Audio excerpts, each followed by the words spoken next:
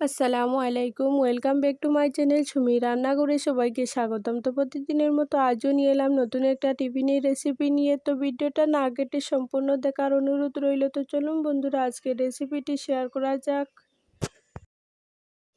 তো প্রথমত আমার একটা মিক্সিং বোল লাগবে, তার মধ্যে দিয়ে দেব আদার বাটি পরিমাণ চিড়েটাকে খুব ভালো করে 2-3 বার জল পাল্টে পাল্টে খুব ভালো করে ধুয়ে নিতে হবে। চিড়ার গায়ে কিন্তু অনেক ধরনের ময়লা থাকে, তো খুব ভালো করে এটাকে ধুয়ে নিতে হবে। তো এটাকে আমি 3 বারের মতো ধুয়ে নিয়ে চলে এলাম। এবার একটা মিক্সিতে দিয়ে দেব। আমার চ্যানেলে নতুন বন্ধু পুরনো বন্ধু সবাইকে স্বাগতম। তোমাদের জন্য অনেকটা ভালোবাসা, তোমরাও এভাবে আমার পাশে থেকো বন্ধুরা সবসময়। তো এদিকে চিড়েটাকে একটু আমি বেটে নিয়েছি বা গুঁড়ো করে নিয়েছি। এবার এটাকে একটা পাত্রের মধ্যে ঢেলে দেব। তো চিড়াটাকে কিন্তু আধ ভাঙা করে কিন্তু আমি তৈরি করে নিয়েছি। আপনারা চাইলে কিন্তু মিহি করেও বাড়তে পারেন, এক্ষেত্রে কিন্তু আধ ভাঙা করলে বেশি ভালো লাগবে খেতে। তারপর নিয়ে নিলাম আধা বাটি পরিমাণ নলের গুড়।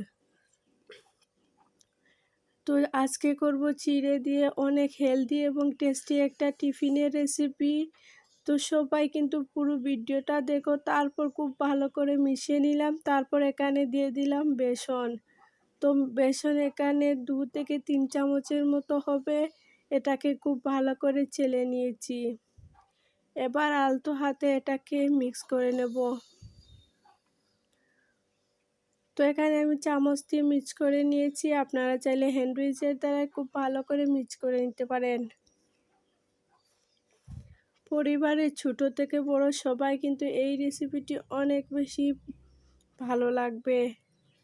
পরিবারে যদি কোনো বৃদ্ধ লোক থাকেন তাদের ক্ষেত্রেও কিন্তু একদম পারফেক্ট একটা রেসিপি, একদম নরম তুলতুলে মুখে দিতেই মিলিয়ে যাবে। তো খুব ভালো করে এভাবে ব্যাটারটিকে 5 মিনিটের মতো একটু ফেটিয়ে নেব। তো ঘরে থাকা সামান্য উপকরণ দিয়ে তৈরি করে নেওয়া যায় অনেক টেস্টি এবং হেলদি একটা টিফিন রেসিপি। তো একবার হলেও এই রেসিপিটি ট্রাই করে দেখবেন, আশা করছি সবার অনেক বেশি পছন্দ হবে। তো এখানে আমি 2 চা চামচের মতো গুঁড়া দুধ দিয়ে দেব। গুঁড়া দুধটা দিলে কিন্তু টেস্টটা আরও বেড়ে যাবে। তো গুঁড়া দুধটা দেওয়ার চেষ্টা করবেন। অনেক সুন্দর একটা রেসিপি, একদম কম সময়ে তৈরি করে নেওয়া যায় এই রেসিপিটি। তারপর খুব ভালো করে এটাকে ফেটিয়ে নেব। অন্যদিকে একটা ফ্রাই প্যান বসিয়ে দিয়েছি। ফ্রাই প্যানের মধ্যে আগে থেকেও কিন্তু কিছুটা তেল ছিল। এবার কিন্তু এক এক করে সবকটি ব্যাটার দিয়ে দেব। তো এটাকে এত ছোটো করব না, এত বড়ও করব না, মিডিয়াম সাইজে কিন্তু দিয়ে দেব।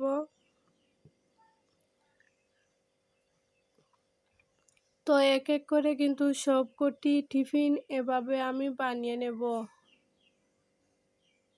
তো এটা কিন্তু অনেকটা নরম তুলতুলে হয়। অবশ্যই এই জিনিসটা একটু আস্তে আস্তে করবেন।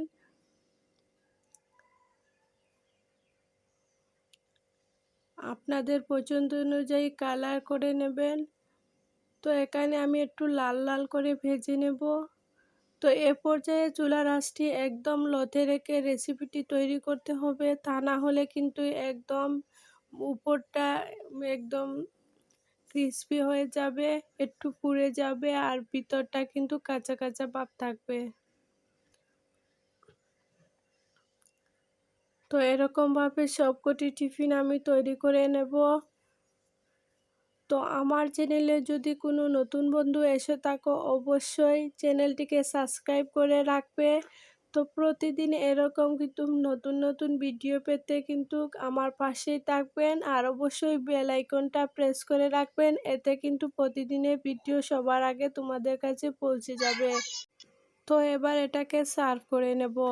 তো সবাইকে একটাই রিকোয়েস্ট করব, সবাই কিন্তু পুরো ভিডিওটা দেখো আর অবশ্যই একবার হলেও এই নাস্তাটা বানিয়ে দেখো, খেতে কতটা ভালো লাগে।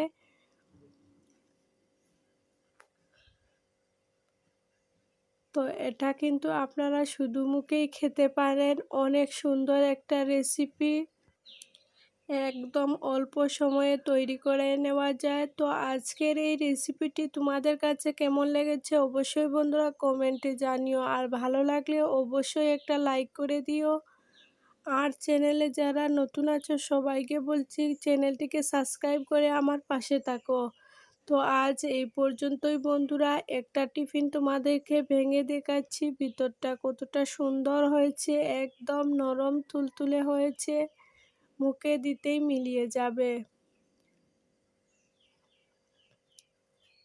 একবার হলে এই রেসিপিটি ট্রাই করবেন।